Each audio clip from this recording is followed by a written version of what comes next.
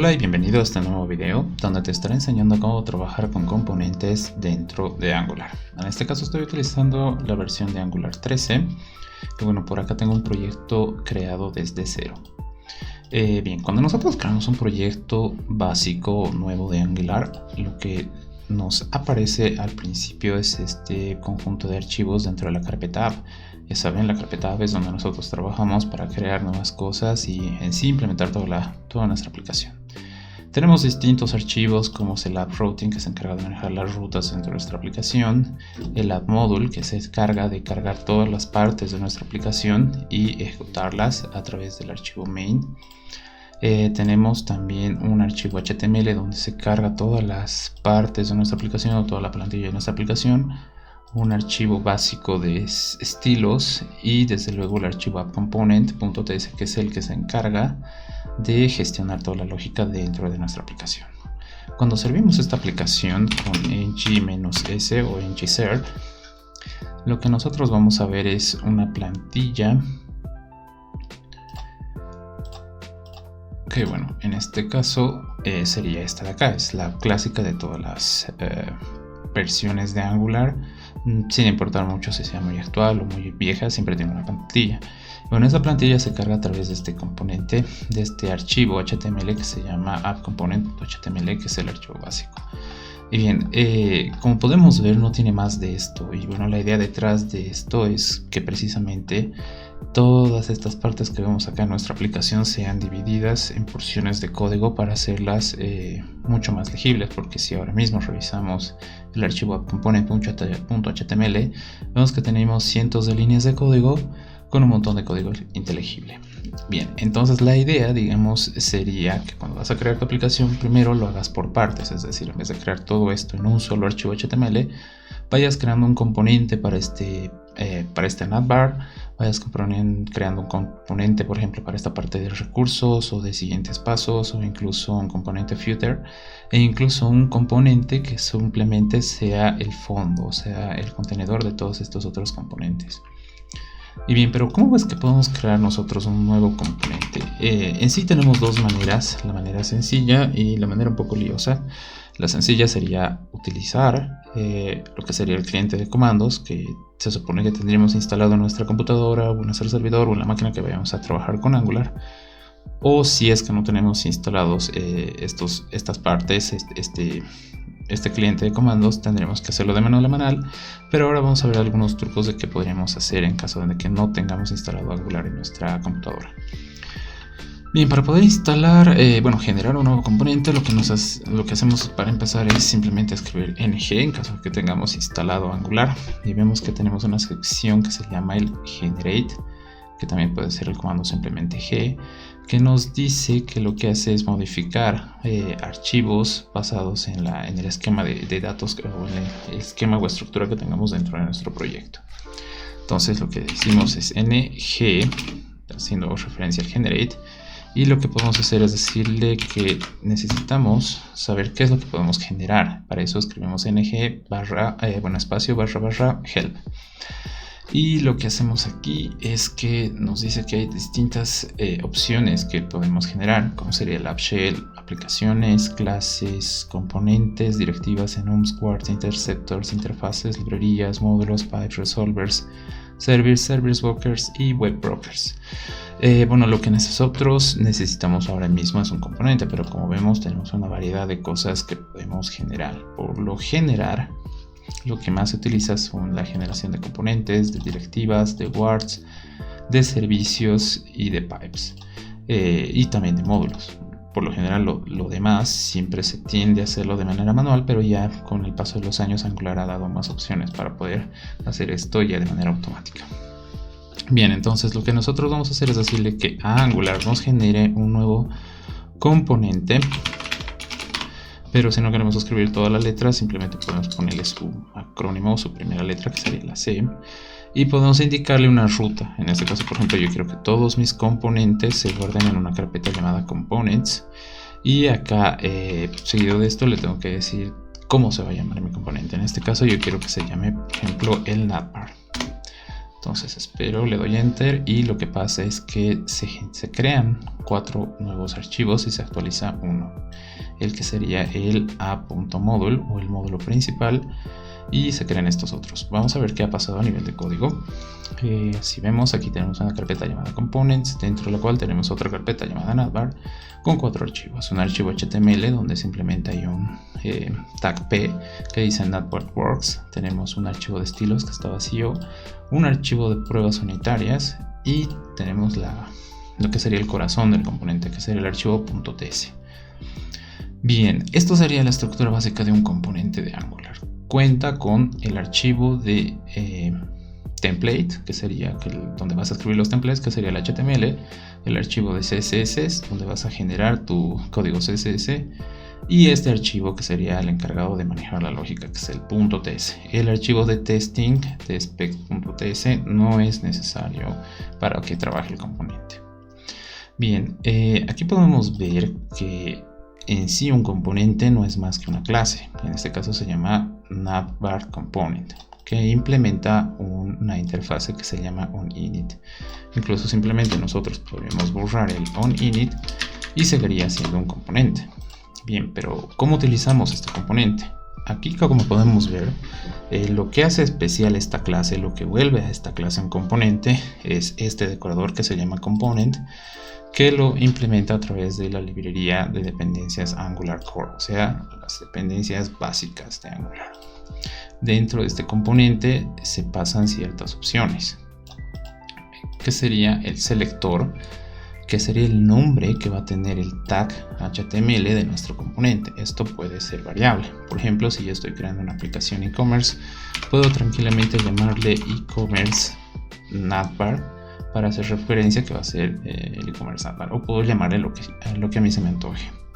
También tenemos otros dos factores interesantes, que sería el template URL, que va a ser la dirección donde va a estar alojado mi código HTML. En este caso está en la misma carpeta y siempre es bueno que esté en la misma carpeta. Y también tenemos un styles URLs, que también es un array de strings en las cuales se señala dónde están los archivos de estilos que se pueden aplicar a este componente. Y ojo que digo archivos de estilos, es decir que nosotros podemos crear más de un archivo de estilos. Puede ser que, no sé, tal vez tengamos una distinta organización de estilos donde por ejemplo, podríamos crear un archivo por tipo de resolución para dispositivos móviles, para laptops, para tabletas, para computadoras más grandes. Podremos tener unos archivos diferentes y cargarlos dinámicamente. Eso es posible también con Angular. Bien, entonces si guardamos estos cambios y copiamos nuestro selector, y lo que voy a hacer acá es irme a mi componente principal, que sería el app.component.html, selecciono todo el código, lo borro y por acá copio lo que sería mi nuevo componente, guardo los cambios, voy a mi terminal, levanto otra vez mi servidor con ngserve o ngs, y me voy a un navegador y recargo el puerto 4200, que es donde me indica que va a estar escuchando la terminal. Vemos que aquí tenemos nuestro navbar works.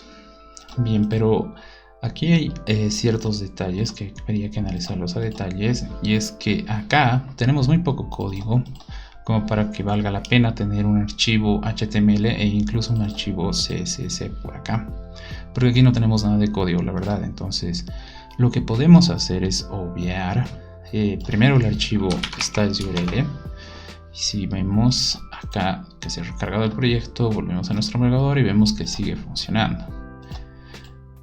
Y aquí, en vez de tener una URL que señale un archivo, lo que podemos tener es simplemente un parámetro que se llama template, que es donde nosotros podemos escribir nuestro código HTML, pero de manera que nosotros no tengamos que llamar a una dirección, a una ruta, ya que, como les mencionaba, es poco código. Entonces, para esto lo que nosotros podemos hacer es entre backticks, entre estos símbolos que se parecen a los acentos pero al revés, nosotros podemos poner nuestro código HTML, y de la misma manera se va a renderizar como si estuviera dentro de una plantilla. Si guardamos los cambios, vemos que no tengamos errores en la terminal, volvemos al navegador, vemos que es el mismo código. Entonces va a haber veces donde tal vez este componente simplemente sea un contenedor de algo más grande o de ciertas partes y no merezca la pena tener un archivo HTML para unas 2 o 3 líneas de código. Entonces a veces lo ideal es simplemente ponerla acá. Pero ¿qué pasa si quiero los estilos también dentro de mi mismo componente? Entonces también tenemos algo que reemplaza lo que serían los styles URL, que sería simplemente el parámetro styles. Que bueno, en este caso este styles es un array donde nosotros podemos definir estilos como si fuera código CSS puro. Por ejemplo, aquí yo puedo decir que este navbar, bueno, vamos a cambiarle este P, ya que si va a ser el título de nuestro navbar, por ejemplo, podría ser un H1. Entonces aquí decimos que dentro de lo que sería la template o el código HTML de nuestro componente, todo código H1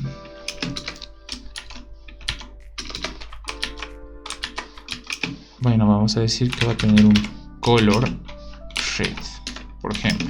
Entonces guardamos por acá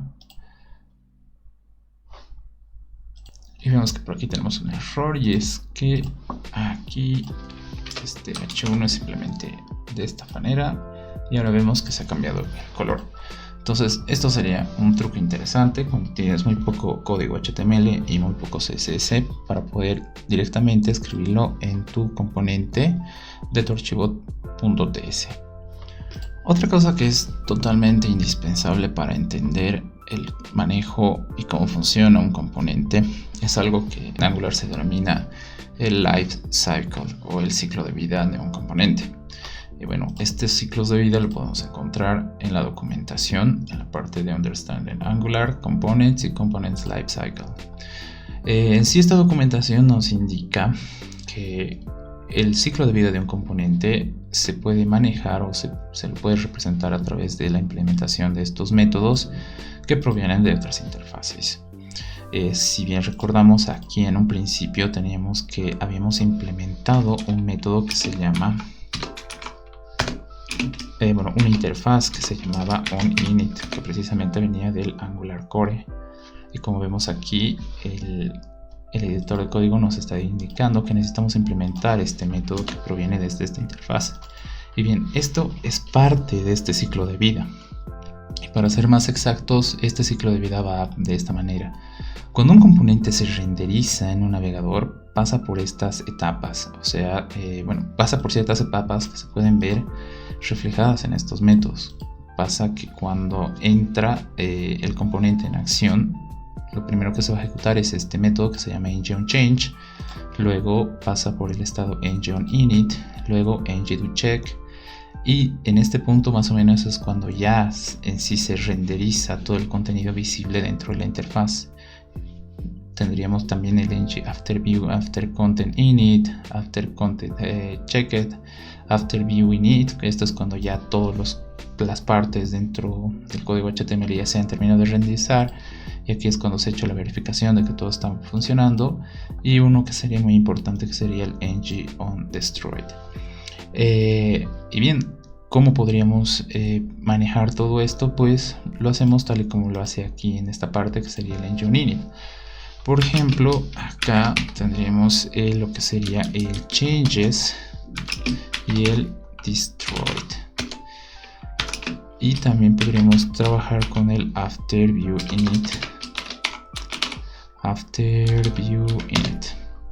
Si bien podemos trabajar con todos estos a cualquier nivel, y simplemente basta con empezar a implementar estas interfaces. Voy a cambiarlo en orden para que sea un poco más aclarativo. Entonces lo que vamos a hacer es que a través de la interfaz onInit vamos a ver cuando el componente se ha iniciado. En el onChanges es esta interfaz que se va a encargar de escuchar cambios, y luego el AfterViewInit, que sería el cuando se ha cargado ya todo el contenido en la pantalla. Y también tendremos el ng-on-destroyed, donde vamos a decirle a Angular a través de un método onDestroyed que verifique o que haga algo cuando el componente vaya a ser destruido, porque estos componentes pueden destruirse o implementarse en cualquier momento. Entonces aquí le vamos a hacer que implemente todos los métodos de las interfaces que se requieren. Entonces, como les comentaba, esto sería más o menos en este orden: engine init, engine changes, engine after view init y engine destroyed. Estos serían los métodos más importantes que nosotros podemos utilizar para aprovechar precisamente este ciclo de vida de los componentes. ¿Y qué es lo que pasa? Bueno, que aquí, por ejemplo, nosotros podemos imprimir cosas para ver cómo más o menos funciona. Por ejemplo, aquí simplemente le voy a poner un init. Por acá le voy a poner un changes after view init.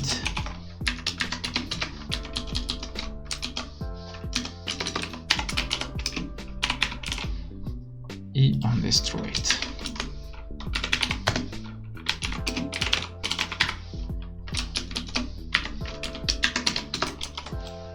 Y si nosotros ahora mismo recargamos el navegador, pero antes abrimos una terminal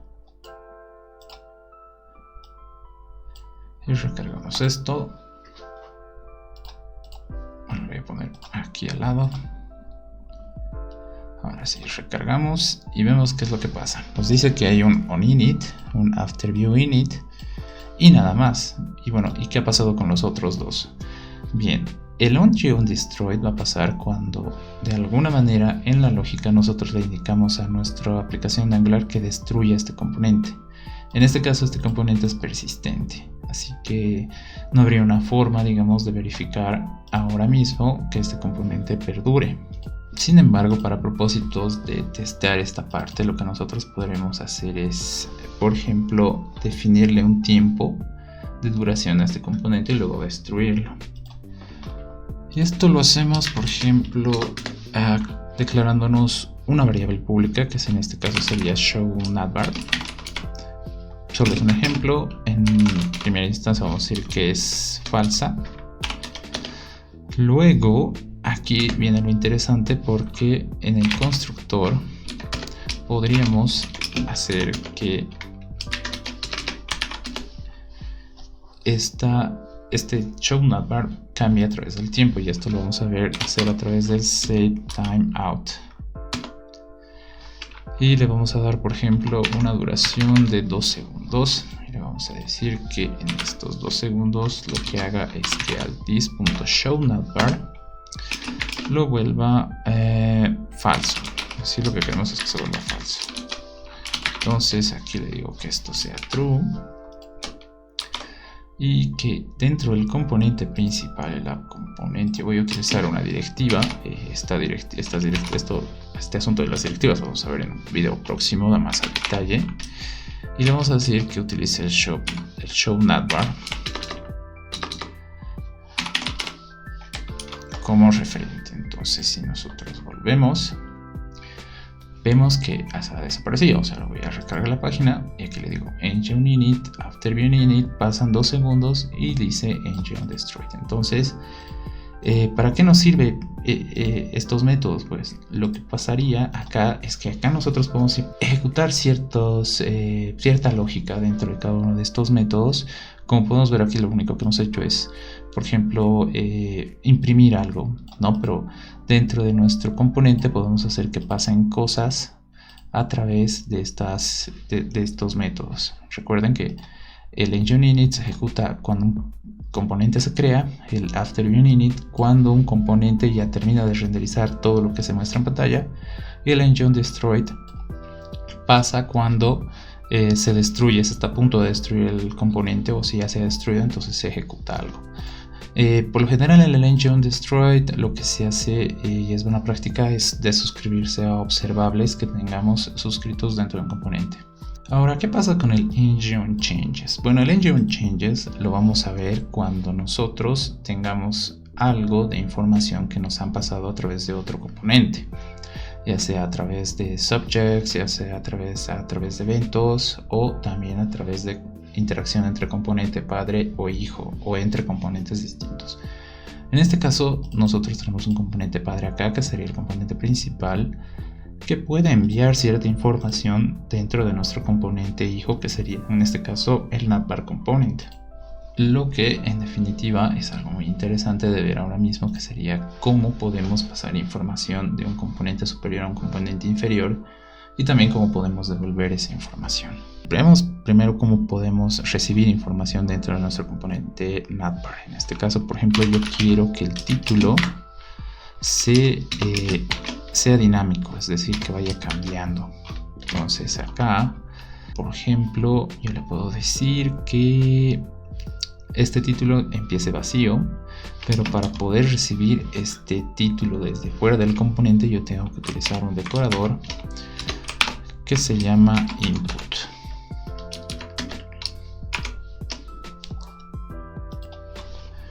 Y a través de este input nosotros podemos setear el valor de este parámetro desde fuera del componente.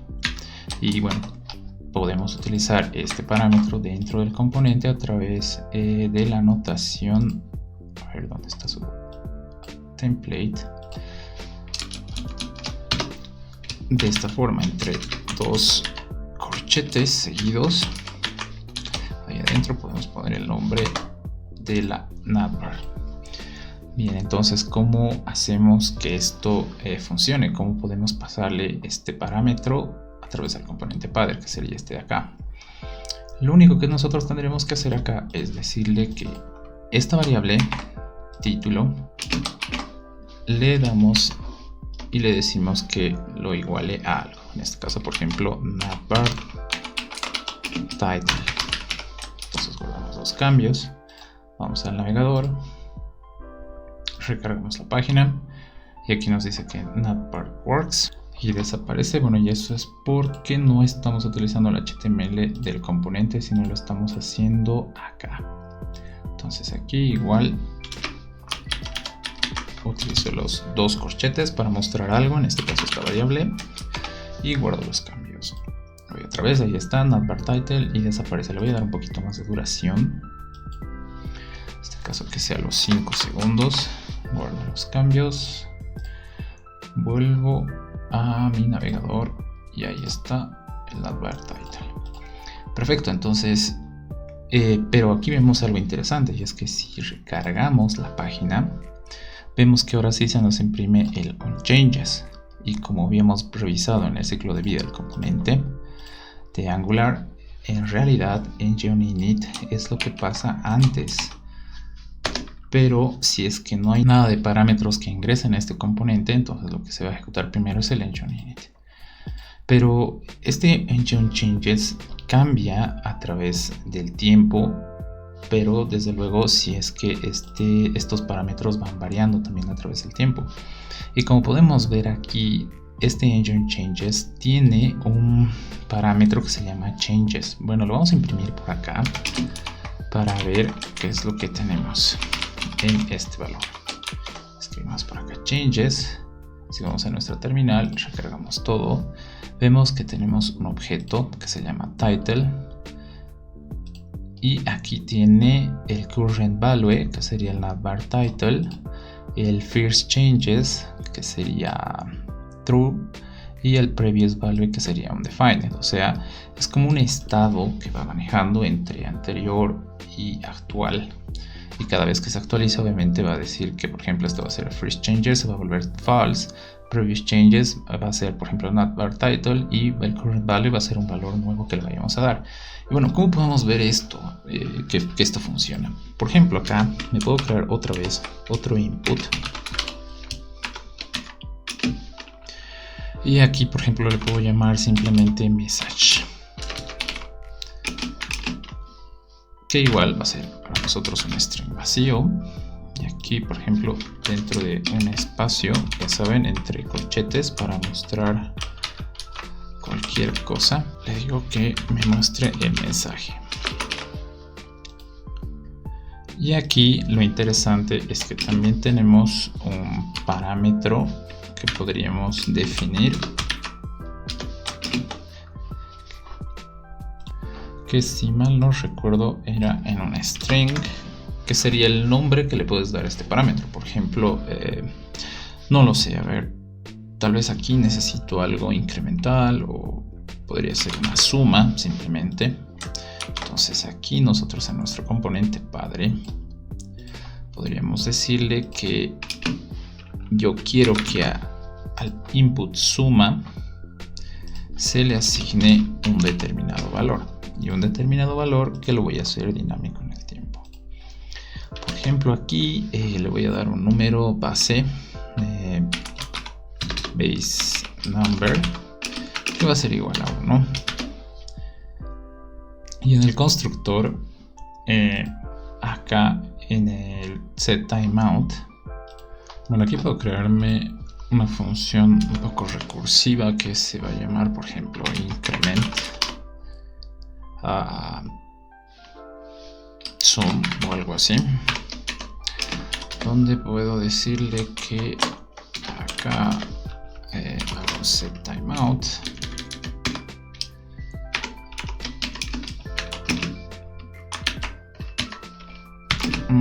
por cada segundo, y que lo que haga aquí sea decirme que pues podría aumentar el base number, this.baseNumber en 1, ser igual a más igual 1, y luego le vuelvo a llamar esta misma función increment sum. Así de sencillo. Entonces aquí vamos a incrementar el número mientras esto esté funcional, o sea, dentro de los 5 segundos vamos a ir incrementando cada segundo algo. Entonces acá en el base num lo que hago es asignárselo acá. Y como podemos ver, aquí nos estamos los dobles corchetes, simplemente le podemos asignar tal cual, o una string o una variable que esté adentro acá. Entonces volvemos a nuestro navegador, recargamos y vemos por acá que nos dice que el current value es base num. Entonces esto está mal, ya que acá, para que pueda leer este base num, porque si lo dejamos tal cual, le estamos dando a entender a Angular que esto de aquí adentro es un string. Pero si nosotros utilizamos el one way data binding, o simplemente poner esto entre corchetes,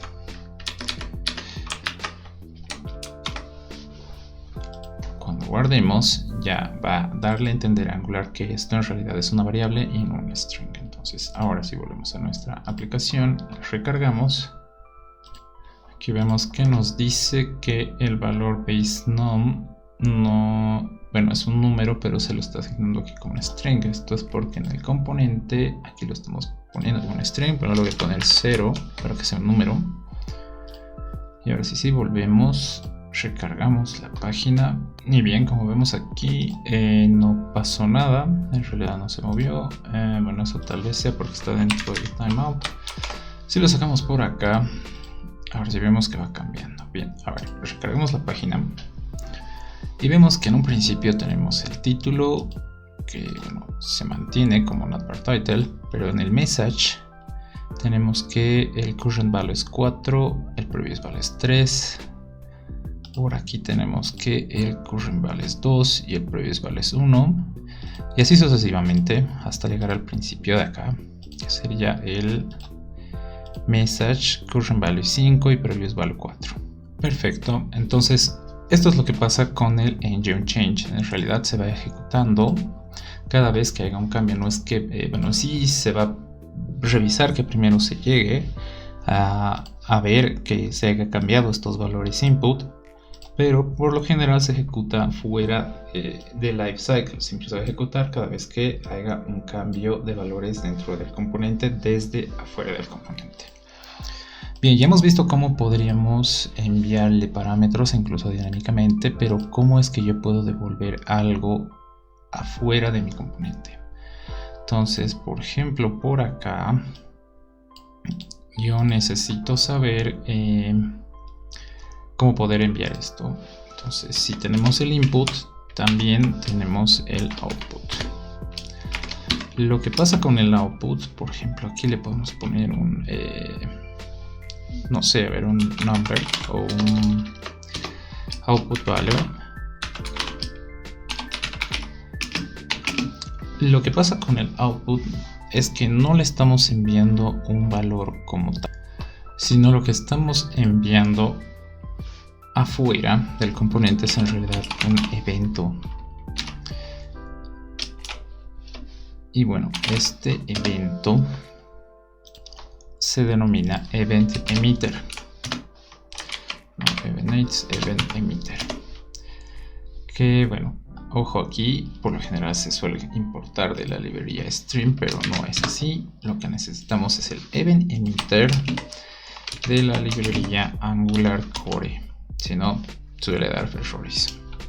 Bien, y en realidad este event emitter es una nueva instancia que tenemos que generar por acá y a la cual usualmente se le puede dar un nombre, bueno, un tipo de dato. En este caso, por ejemplo, yo quiero darle un string. Y a este event emitter obviamente se le tiene una propiedad que se llama emit, en la cual nosotros le pasamos el valor que queremos enviar desde este componente hacia afuera del componente.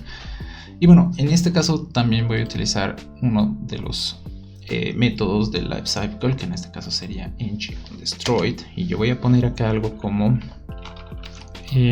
cuando esto pase a destruirse, yo le voy a decir al output value event que emita un mensaje que se va a llamar algo como navbar destroyed. Entonces guardo los cambios por acá y cómo es que yo recibo este evento dentro de mi componente. Para esto necesito yo tener creado una función. Una función, en este caso, por ejemplo, yo le voy a llamar display message. Display output message. Que lo que aquí va a recibir es un string, que en este caso sería el mensaje. Entonces por acá yo le digo que lo que vaya a hacer es mostrar este mensaje. Y bueno, para esto, por ejemplo, aquí me puedo crear un mensaje que esté vacío en un principio. Y yo le voy a asignar a este mensaje el valor de este mensaje que me está llegando por parámetros, pero para no hacerlo tan lioso, aquí le voy a llamar output message.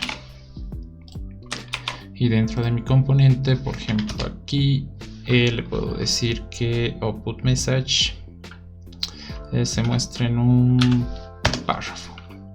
Ya saben, para mostrar entre dos corchetes, le digo que necesito mostrar el output message. Bien, pero ojo que aún falta.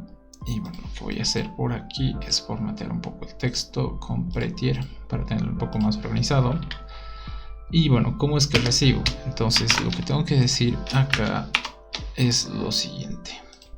Primero, del componente hijo yo tengo que seleccionar el nombre, output value event, y lo pongo entre paréntesis, y luego entre estas comillas yo le defino el método que he escrito por acá para recibir este mensaje o este valor que me está llegando a través de este evento. Entonces acá yo escribo el nombre del método y seguido de eso, entre paréntesis, este método lo que va a recibir es un evento. Pero por la magia de Angular, automáticamente este evento va a obtener o va a tener que hacer lo que tenga que hacer para obtener este valor de acá. Entonces aquí, por ejemplo, yo voy a imprimirlo primero y le voy a decir output message, y voy a obtener el mensaje que estoy recibiendo desde el componente hijo. Guardo los cambios, voy otra vez a mi navegador y lo recargo. Entonces espero los 5 segundos que habíamos puesto, se destruye el componente y me llega un mensaje que sería el navbar destroyed.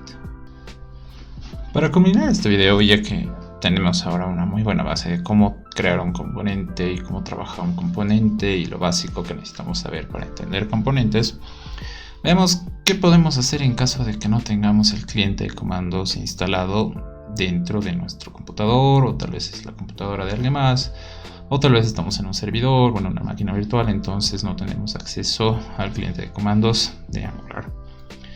Bueno, tendríamos dos opciones. La primera sería hacerlo de manera manual. Entonces, para eso, por ejemplo, yo me puedo dirigir a mi carpeta de componentes, crearme una nueva carpeta. En este caso, por ejemplo, yo quisiera tener un componente para el footer.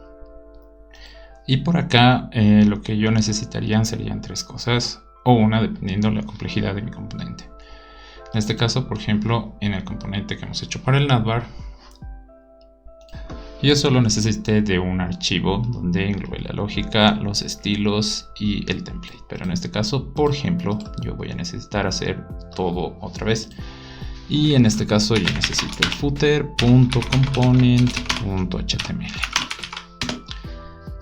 También podría llamarlo simplemente footer.html, no habría ningún problema. Sin embargo, las buenas prácticas dentro de Angular nos dice que tratemos de identificar qué tipo de archivo estamos creando. Si por ejemplo nosotros simplemente le llamamos footer.html, por el HTML sabemos qué tipo de componente sería o de archivo sería, que sería un esquema o de plantilla para un componente definido. Pero puede pasar que tengamos por ejemplo un footer.pipe.ts o simplemente un footer.ts, pero no sabemos qué es, no sabemos si es un componente, no sabemos si es un pipe, si es un guard. Entonces lo mejor siempre es tratar de identificar qué cosas son nuestros archivos. En este caso, para mí esto es un componente. Y seguido de eso también necesitaríamos por acá un footer.styles o bueno, .component.scss. En este caso yo estoy trabajando con SCSS, pero podrías trabajar con CSS o con SAS sin ningún problema. Bien, como habíamos visto anteriormente, lo que hace a un componente que sea un componente es que en realidad no es más que una clase que tiene que ser exportada, que de preferencia se tiene que llamar como el nombre de tu archivo, en este caso footer, seguido de el nombre component, que en sí puede o no importar algunas de estas interfaces para consumir el ciclo de vida del componente, y puede o no tener un constructor, no hay ningún problema. Entonces, ¿qué es lo que hace que esta clase se vuelva un componente? Ya sabemos, decorarla con el decorador component, que lo voy a traer desde la librería Angular Core. Dentro de este decorador yo necesito pasarle una simple cosa que sería el selector, que no es más que el nombre de mi componente.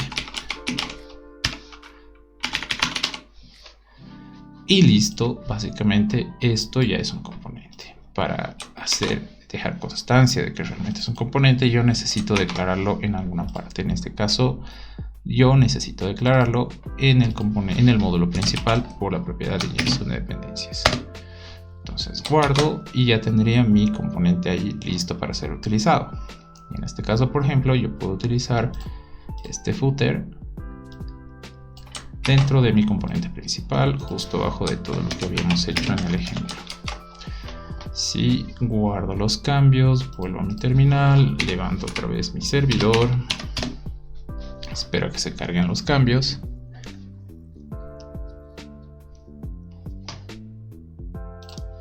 Vemos que aquí nos lanza un error y que nos hace referencia que al menos, si bien ya tenemos el componente hecho, lo que necesitamos tener es una plantilla o un URL de la plantilla. Entonces, lo que sí es necesario para que sea un componente como tal es el selector y la plantilla o la dirección de donde está la plantilla. En este caso yo lo tengo justo en footer.component.html. Vamos a ver si es con el HTML. Esperamos Esperamos a que se cargue y ahora sí ha compilado exitosamente. Aquí no tenemos nada, obviamente, porque no hemos creado nada en la plantilla, pero aquí para propósitos creativos podemos insertar un párrafo que se llame footer. Guardamos los cambios y ahí está el footer, no hay ningún problema.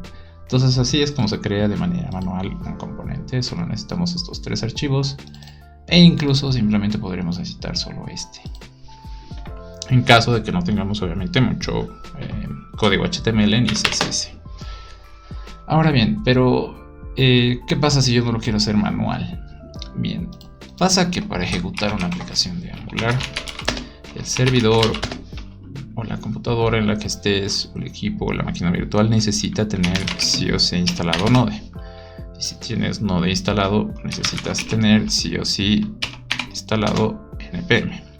Entonces el manejador de paquetes npm tiene algo para ejecutar paquetes que se llama el npx. Ya, eso para tomarlo en cuenta. Pero también tenemos algo interesante, y es que cuando nosotros creamos un proyecto de Angular, en realidad no estamos creando un proyecto de Angular. Lo que estamos haciendo es crear un proyecto Node.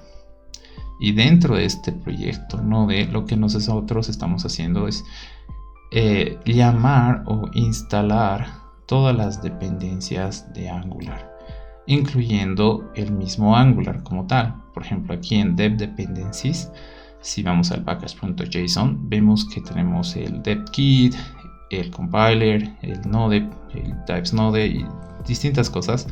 Pero lo que nos interesa es que tenemos ya nosotros instalado el cliente de comandos de Angular dentro de nuestra misma aplicación, sin que nosotros tengamos instalado por fuera Angular.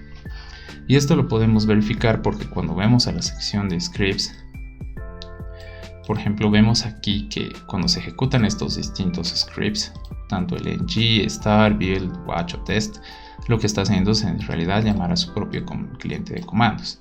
Es como si se estuviera reinstalando otra vez Angular solo para cada proyecto. Es un poco redundante, pero es como funciona. Entonces esto nos da dos cosas. Para empezar, nos dice que nosotros podemos ejecutar comandos de Angular sin necesidad de tener instalado Angular. Por ejemplo, el npx ng, como lo tenemos acá. Tenemos el start, por ejemplo, que es el reemplazo. npx npm run start sería el reemplazo del ngserve. Y este ngserve no lo está ejecutando desde nuestra máquina, sino lo está ejecutando del proyecto. Entonces, si es que tenemos instalado Angular, nosotros podemos utilizar esta propiedad que se llama npx del npm para ejecutar precisamente comandos. Por ejemplo, npx ng nos va a dar todo lo que podemos hacer con Angular. Entonces, por ende, también nosotros podemos decirle que ejecute desde el proyecto la cliente de comandos ng y serve para iniciar el proyecto. Y vemos el compilado y está trabajando sin ningún problema. Vamos también por ahí. Entonces, si podemos ejecutar lo que sea en Angular sin tener instalado Angular, entonces también podemos crear componentes a través de Angular, a través de nuestro proyecto. Entonces, aquí en la carpeta de components, yo voy a generar un nuevo componente que, por ejemplo, se va a llamar sidepath.